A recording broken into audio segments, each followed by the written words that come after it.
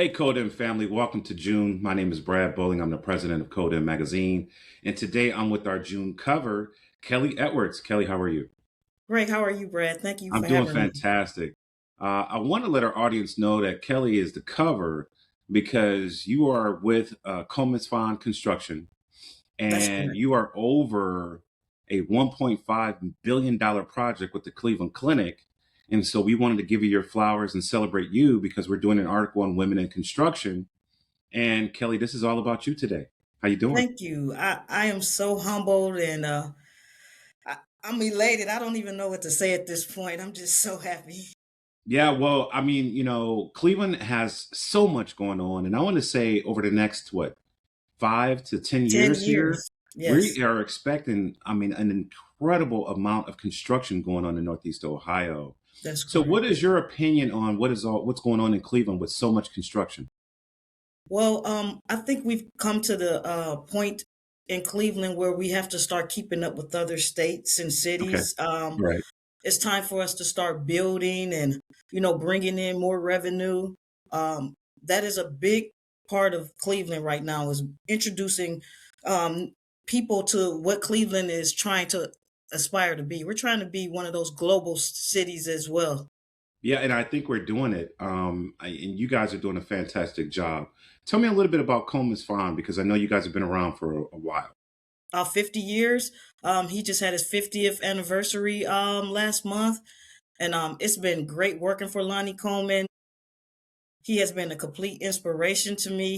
He saw me when I was down in the dirt trying to scrub, get up to the point that I am at now, and he just grabbed me by the hand and led me. He's a great leader, and he can see what you're trying to trying to be in life. He can That's see it. amazing, Kelly. All right, so let's get into Kelly Edwards. So, what is your current position with Coleman's Farm? I am currently a general foreman for Coleman-Spohn. Wow. And so, listen, I know a little bit. Lonnie, I've known Lonnie since I was 16. So I am very aware he is just an incredible human being, Yes, good-hearted, hardworking, yes. correct? Very. Yeah, yeah, yeah, right, right. And don't golf with him because he doesn't let you win. You would not win a golf game if you go with Lonnie. Very competitive. You're very competitive. So I know that you guys are doing some incredible work around the city. Tell me about your current project with the Cleveland Clinic. Right now, the Cleveland Clinic Neurology Institute is one of the biggest neurology hospitals that's been built in the United States. And I've met a few of the doctors who are leading this, and they're just excited about the plans that they have for this building.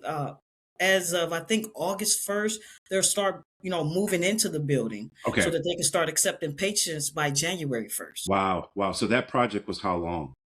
So now it's been probably like almost a 4-year project. Okay. All right. Can you tell me where that sits on the campus? That's at the main campus, right? Yes, it sits right actually behind the main campus. It's off of Carnegie and 89th, between 89th and Carnegie and Euclid.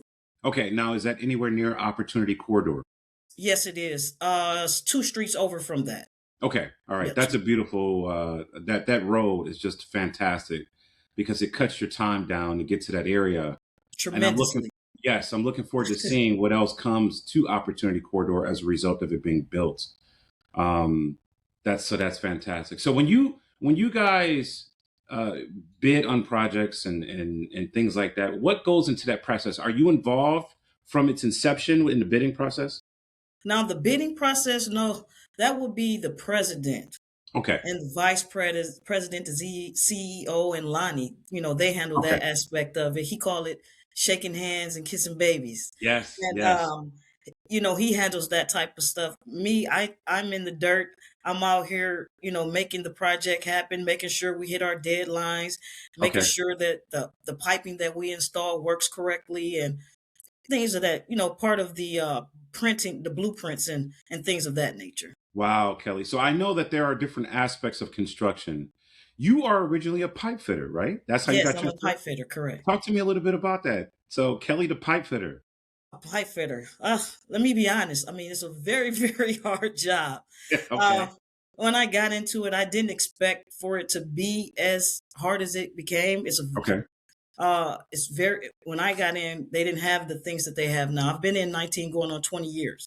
Wow, Kelly. Wow. So now they have a lot of tools and things you can use to lift pipe. When I got in, we were lifting it ourselves. Whoa. So I was Chopper? 130 pounds when I got in. So I had to Okay. go to the gym. You hear me? I had Yeah. to go to the gym. Okay.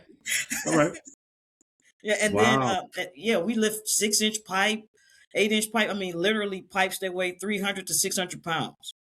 We're My lifting goodness. them. Well, nowadays they've changed it to where we can use other things to help us lift those type of things, so we don't have to destroy our backs and knees as much. That is incredible. So, how did your journey from pipe fitter go up to managing entire divisions? How many people on your team? Right now, I have 46 people under me. Wow. Okay. Okay. And so, can you tell me a little bit about your transition from your humble beginnings to where you are now? Well, yes, definitely. I started off. How far would you like to go back from the beginning? Well, you said 19 years. So, what made you get into construction? I How started did off you with even know? hard-headed women. Hard-headed women. Hard-headed women. Yes, What that's is a that? Cleveland-based place where um, they allow you to come and volunteer, Okay. and there's women who are in the trades, different trades, carpenters, pipe fitters, electricians, plumbers, masons, and they take their time to teach you different aspects of the trades, and then from there you can learn what trade you might be interested in joining. Okay. Is that still going? Is that Yes, they are. A lady named Nancy, I think her name Nancy Roach. She's in charge now. She's the president now, and she's keeping that going. They do a lot of tremendous work in Cleveland. When I was there, we went to women's shelters and remodeled them for free. okay? Um, we went to elderly homes who could not afford wheelchair ramps, and we built wheelchair ramps for them so they can get in and out of their homes. So they do a lot of giving back to the community. That is fantastic. So that's where you got your start. Yes. And then did you choose pipe fitting or did pipe fitting choose you? I chose pipe fitting. I was stuck Okay. between being an electrician and pipe fitting, and I was worried about getting electrocuted, so Okay. I stayed Right. away from that. Okay. All right. Yes. Yes. Yes. That's funny. So okay, you go into pipe fitting, and then when did you start managing other people? I started managing other people in 2020 at the Okay. Metro Health Hospital. That was one of the projects where I met Lonnie Coleman. Okay. Wow, that's fantastic. So you've been working for him since 2020. Yes, Okay.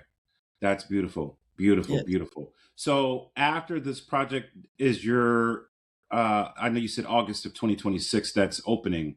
Well, What that's when happens they'll next? start moving in to the Okay. building. Okay. But January the 1st of 2027 is when the building will be fully open. Okay. So does that process mean you're done in January or do you continue No, to we will still continue to do certain things like commissioning and making sure everything is running correctly. Because, as you start adding things, they're Yeah. constantly adding. Cleveland Clinic is an involved and an evolving um, institute. Okay. So they're constantly trying to make themselves better and improve in every aspect. And if they see anything that can be changed and made better, they're going to do it. So they'll change in midstream. They know how to pivot. Yes, they'll pivot quickly. Okay. So what does that do for your team? I mean, are you able to pivot with them? Of course, we have to be able to. We have to have the mindset that um, we're here to make their job easy Okay. and their transition easy. So whatever they need for us, we do it. Now, I know Cleveland Clinic has kind of the mandate that you can access any building from below ground or above ground. Correct. So you literally can walk the entire campus below ground if you want to and never take one step outside. Does that make your job more difficult, or how do you approach that with the way that they kind of set up their building? Well, with new construction, you don't have access like that. Okay. They actually, I have a badge where I can get into any building, but most of the time you can only access the building you're working on. No, no, I understand. But in terms of setting up the HVAC or doing pipe fitting, they start below grade first, right? I mean, they're the way that they construct their buildings. it's like a city under the ground, isn't it? You can say that, but usually the lowest point in the building is usually the MRI area. Okay. Tell me, can you go into detail on that for people who don't know? Yeah, so the MRI is an imaging area. So it's pretty much like when you're going to get X-rays and things of that nature. Now, And why is that? why would you get an X-ray? No, no. Why is it underground? Because of the type of equipment that they use. I mean, the Hmm, equipment is humongous, and the way they have to build it's completely lined with copper, and really? you can only use non-ferrous or things that non metals that will not attract to a magnet Real? because it's Okay. made of a magnet. Okay. Yeah, I've seen that. I think somebody just kind of passed because they went into a room and they had some jewelry on or something and it wreaked And you'll havoc. see Yes. and Yeah, you'll yeah, see yeah. it just go up in the air. Wow. Yes, Okay. All right. Yes. MRI machines are pretty intimidating. I've been in one, yes, and they're pretty intimidating. That's interesting. So after you get done in 2027, what would be next for you? Do you already have an idea of what you're going to next, yes. or what are you going to next after that? Well, next we have the Brown Stadium. Okay, let's So talk we'll about be that. on that big job, and we're super excited about Cleveland again moving into a larger realm where we can have soccer games and Super Bowls in Cleveland and things of that nature because we're going to have a dome now. So Yes, we're all Kelly. year round now. Yes, yes, yes. And so, okay, just to make sure we're on the same page, you guys are going to do the mechanicals for the Brown Stadium as well. Correct. That is Yes. outstanding. Yes. That's 2.2 billion It project? is actually 2.4 billion. What? Okay, okay. Yes. Wow, Kelly. So what part or where do you get involved? Do you get involved at its inception? Because I know they're breaking ground coming up soon, and I saw that it's going to cost $65 million just to get it to grade because the stadium will actually be down in the ground They have due to. to its relativity to the airport. Correct. So they have Wow. to do that. If you look at the mock-up videos, have you seen any of the videos? I I mean, it have. is Yes. amazing. Yes, it's amazing. Yes, it's going to be below ground, and then most of our piping starts below ground Okay. anyway. So we have underground piping. So as soon as they get to the point where we have a big hole in there, that's when we start. Okay. All right. So you guys are coming in right as soon as they get done digging. Y'all like, let's go. We're coming in hot. That that is fantastic. That is fantastic. Wow, I'm so excited for you because there's so many positive things happening Yes, around the city and for Coleman-Spohn. How do you guys? I know that construction is. Can I call it AI proof? Uh, N- because nothing is AI proof. okay, all right. So even construction is impacted by AI. Of course. Can I you tell mean, me where?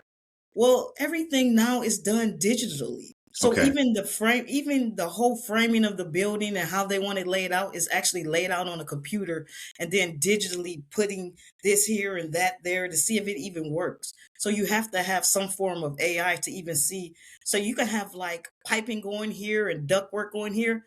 And if they're not synced properly, you can have things running and clashing. So But you I, don't I want know you're clashing. using 3D CAD. I didn't Yes. know you guys were using AI in addition to 3D CAD. Well, it's more or less just a thing just to see how things look in the So that's a perspective. fail safe, or is it just one layer of extra layer of protection? Or Just an extra layer of protection just to see how things will look and how it work. okay, all right. And I guess when I was thinking AI can't touch construction because you still need the carpenter, you still need concrete, you still need the Yeah. pipe fitter. These are physical jobs that AI can never come and take, right? No, we hope not. Right. Because That's we'll what. have a lot of people out of jobs. But I just saw on the internet a robot actually mudding and sanding. No, come on. You can look it up anytime. They actually No. have robots that are doing that now. What? Okay. Yes. Because what I was gonna do is talk to you a little bit about how anybody who wants to get in construction, they're 19, Kelly. They don't know what they want to do next. You don't necessarily have to have a degree to go into construction. You They don't. know they're motivated. Maybe they made a couple mistakes. Uh, because I view construction as an incredible career if It you can definitely get is. somewhere, find a good company, Hmm. get around people who want to teach you, and Correct. then kind of allow you to get yourself together, you know, you still can live the American dream, which is a good job, consistency, and something you enjoy doing every day. Is that how you view construction? I actually, I definitely view it that way Right. because let me see. When I got in, I didn't know exactly what I wanted to do. I had a lot of encouraging people around me, and they was like, "Kelly, you should just go for it. You're a great leader. You're very intelligent. You pick up things quickly. I can see you going far in this." Okay. And I didn't know, I didn't feel that way about myself. I just felt like I this would be a good chance at a career where I can make a great living for myself, support my family, and like you said, live the American dream, take vacations and Yeah. things of that nature. So yes, it's definitely, if you don't want to go to college, this is the place for you. Yeah. And, you know, I'm going to tell you that the reason that I kind of call it living the American dream is because, you know, unfortunately, okay, so I got my degree in journalism, master's in marketing. And then I've been in sales, I've been in marketing, I've been in this, I've been in that. I've had three iterations of careers. I was in mortgages, I was in insurance. And, you know, my dream was I wish I could have just kind of stayed in media the entire time. But obviously, you know, life happens and you move around a little bit. But I Mhm. always talk to construction people and they've got a chance to retire doing construction. They started when they were 18 and now they're 45 and they're running departments or they own their own little construction job. I've also talked to people who are like, look, I work for a company, but I also do concrete on the side because I know what I'm Yes. doing. And so they're able to make more money than just working for a company because they kind of know what they're doing. Well, I talk to a lot of the young guys. That is actually one of the things I say to them to win them over. I say, listen, use this as a stepping stone. Okay. You don't have to stay here forever. Use this to open your own company and Wow. then be your own boss. And then you can become a million or billion. You can be on the next Brown Stadium or the next Cleveland Clinic job with your own company because they're constantly looking for great companies to come in and do great work. So, Kelly, how hard is it to manage 45 people? I mean, that just sounds daunting to me because you have people on site, you got people at different job sites. What does that process look like? Do you guys have a joint meeting on Zoom or how do you meet with these people? So we have Google Meet Okay. meetings. We meet in person. If I tell you how many meetings I go to daily, it will be crazy. No, you know, I know because every time I try to schedule the podcast, can we move it? Can we move it? So, and I totally get it because you're out there, you're making things happen. And like you said, you have to pivot on a dime. Yes, And you know, you're making things happen. correct. For you, I know you said you own another company, correct? In Yes, addition to healthcare what you do? insurance. I have a home health agency. That's where I'm Okay. sitting right now So in talk to my me a little desk. bit about that. Well, my sister and I, we started it in 2022. Okay. It was right after my mom's passing. My We were having condolences. a very hard time getting dependable workers and agencies to take care of our mom, to the point where my youngest sister, she chose to stay home and take care of our mother for us, to make sure she was getting the proper care, because we didn't want her to be in a nursing home. That was Okay. just not an option for us. Really? Yeah, Okay. no, we didn't want her to. Nah, we love her too much for that. No, Sometimes you have to yeah, sacrifice. So, and yeah. my My sister sacrificed. grandmother, I'm sorry, I didn't mean to No, interrupt you there. go ahead.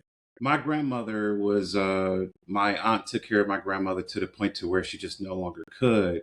So Mhm. we eventually did make the decision to put her into a home. And to me, she was gone within a year Yes, of making that decision. yes. Well, they give up. And, we made a promise to our mom. We said that we would never do that to her. And she passed away in my sister's home, with everybody around her. Wow. Um, she was a great person. She dedicated her life to giving and volunteering. And she was wheelchair bound for most of my life, but she never stopped giving and volunteering and helping others. That was who she was. And that a part of that poured into my sister and I, and we came up with healthcare assurance. And we want to give back the exact same way that she's taught us to do. And we're going to So do that. that's beautiful. So from that situation, birthed an opportunity to just make sure other people can kind of live how your mom lived with the assurance of being at home, Yes, quality care. yes. How many patients do you service now? Right now we have about 10 patients. Okay. Because again, it's not as easy to get a company off the ground, and then we are very picky on who we want to be an aide. You Yes. know, it's easy to hire anybody, Correct. but we're not that. We want to make sure that we have quality aides, and that we have the aides that will take care of the people properly. And we deal with a lot of Alzheimer's patients and dementia. Okay. That's actually one of the fastest growing industries in America because of our baby boomer generation Correct. are starting to kind of age to the point to where, you need assistance for a lot of people. Is that what you're finding as well?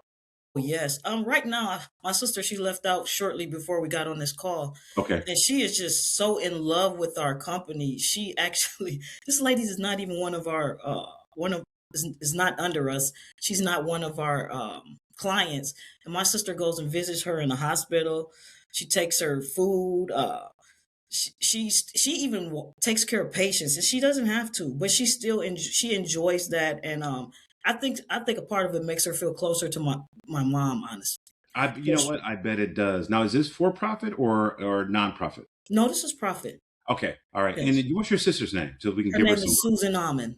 Susan Alma. Well, congratulations, Susan. Susan, you're doing an incredible job. Keep it Thank up. you. Kelly, you're doing good. So what do you like to do in your spare time? We know you know how to lay pipe. You've got the muscles. What do you do in your spare time? Well, in my spare time, I travel. Okay. That's what I do. Okay. Because literally, I am so busy, Brad. Honestly, I work 7 days a week, 10 to 12 hour days, sometimes 14-hour days. All right. So whenever I can get a time off, it's usually to go on vacation. Yeah, That's what listen, you made me tired when you told me you get up at 4 o'clock in the morning one day. I was like, what? 3. I get up Three? at No, 3 Kelly. a.m. My Three? If I show you my phone, my alarm goes off at 3 a.m. What are you doing at 3 in the morning? I have to get ready. I have my grandson. My grandson lives with me. I take care of him. Oh, He's 7 years okay. old. I So need to know where the cape is. Where is the cape? So wait, you got the grandkids, you got this, you got that, yeah, you're doing this. Okay. yes. Okay. So tell me where your latest venture was. What was your latest vacation? Right now I just came off of a cruise on Royal Caribbean. We just went to the Bahamas for like 4 or 5 days, different parts of Okay. the Bahamas. Just something just to get out of Ohio. We were cold, we were cold in March. Oh my God. I just had to get out of Right. that cold. I needed the warmth. So Yes. we Yes. just went to the Bahamas for a few days. Okay. Now, were you one of those people that we see on the reels and on the videos where it's about 200 black people out on the deck? Just No, no. okay. If you see me, I'm in the jacuzzi. Okay. All right. All right. I just had to ask because I always see those videos. It's about 500 people. They all doing the line dance. No, I really don't care for crowds. I Okay. don't All like crowds. right. All right. So Kelly Edwards, Coleman-Spohn, general manager. I mean, like you were just doing fantastic, and we're so excited for you and happy for you. And we congratulate you on the amazing effort that you're doing. And it Thank you. sounds like you even give back because you're helping I pull do. other people up into construction if they figure out that they want that to be a career, right? Yes, I've started many people and into the construction field. Not all pipe fitters. I've sent some to electrical. I've sent some to Okay. laborers. Any way that I can help. Someone calls and asks me, "Hey, how can you help me? How can I get here?" I'll give you all the information you need. Just contact me and I'll make it happen. That is so cool. And the one thing in kind of preparing for this interview, and then I also interviewed Glenn Shoemate. I know Michael Finley. You guys seem to just be an outstanding community of people Yes, because construction it's it's a a better family. way forward. It's family. It's I did family. I didn't know that. Yes, it's family. How does that, I'm pleading ignorant. How does that happen? Like why family? Well, I mean, we're always working together. Okay. I mean, you spend more time with your coworkers than you do with your family, really. Okay. And so in that time of constantly, meetings with each other, going over different aspects of the job, you're constantly you're in constant communication with each other. That's okay. Even after hours, we're talking to each other. Okay. All right. That's interesting. And your average construction worker, they're working how long a week? 40 hours. Okay, but it just seems like it's sometimes I feel like it's more as I talk to different people. Well, lately, because of everything is fast paced, everybody wants things right now. Okay, So 40 hours is actually pretty much went out the window these past couple of years because they want buildings to be open today. Start building them today, open them today. I saw Sherwin-Williams. It felt like it just broke ground, Yes. and the thing is up. We did the Sherwin-Williams project. You okay? Wait a minute. So what aspect of that project did you do? We did the mechanical You part. did the Same mechanical for thing. them as We're a well. mechanical contractor. We do nothing but HVAC. Okay, understand. And that building, they had their soft open, but aren't the keys? Technically, aren't they having their kind of grand opening coming up as well? Yeah, I think it's this month, sometime this month. I think it's Yes. this month. Yes, Yeah. it's beautiful too. I was down there for something and kind of drove past, and it's beautiful. It's amazing. Yeah, Coleman-Spohn has had a lot. Coleman-Spohn has had a lot of work with Sherwin-Williams. We did the global headquarters as well as Okay. the research and development, which is in Wow. Brecksville. Um, we're a minority company, and to get the opportunity to be on projects like that is a humbling experience, and we're grateful here for those opportunities. Yes. I am really appreciate knowing everybody over there at Coleman-Spohn, from Lonnie down, to Sylvester, yourself. Sylvester, yes, great Um, guy. yes, Sylvester is coming on board, doing a fantastic job. Yes. A Warrensville Tiger, so am I. Uh, Yeah, that's so where my grandson goes to Warrensville. He's a okay, Warrensville Tiger. Yes. yes. So I feel like there's a kinship there because Sylvester is a Tiger just like me. We both graduated in '89. Lonnie and my uncle were best friends. They, had houses in Florida together. We used to always golf together. Hmm. And so just a fantastic organization, fantastic people. Yes. Um, and my chance to kind of get to interface with you and kind of get to know you and celebrate you as our June cover. Appreciate it. I'm so excited to see what what we can do with that article. Um, and congratulations again to you, Kelly. Thank you. Yeah, so I'm going to say thank you so much. If I missed anything, please let me know. Did I miss anything? No, you just missed yourself. How great of a job you're doing over there at M Magazine. You guys are really showing out over there and showing what another minority company can do, and inspiring us out here to be better than average. You know what I'm saying? Some people want to settle for average, but we can be above that. All we have to Man, do is just push ourselves, and you guys are an inspiration to us. I thank you so much, Bilal, the team, David, our entire team. Thank you so much for the compliment. We're trying hard to be something different, something positive, Yes. something inspirational, where we can just report on the way that we want to view it, not mainstream media. And Right. so I really appreciate the acknowledgement of the effort that we're making because man, it's tough out there sometimes. It is. Woo! But you guys are doing a fantastic job over there. Like in our conversation earlier, I watched a few podcasts that you have, and I enjoyed every single one of them. The magazine is great. I see you have a couple of them behind you right now I do. with great Yes. headlines on them. So you guys are out here. You're out here now. So We're no trying, need to man. hide. We're trying to be as disruptive as possible to make sure Yes, that we have a please do. voice. So I thank you for that. So listen, congratulations again. With that, I will give you the rest of your day back and Okay. wave goodbye to the Coden family. Thank you, Cody. I appreciate you having me. All right. Hold Thank on. you. Bye bye.